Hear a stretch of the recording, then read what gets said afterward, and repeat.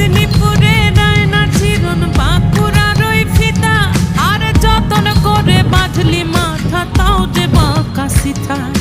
বেছ পাড়িয়া রাজকুমারী গলায় চন্দ্র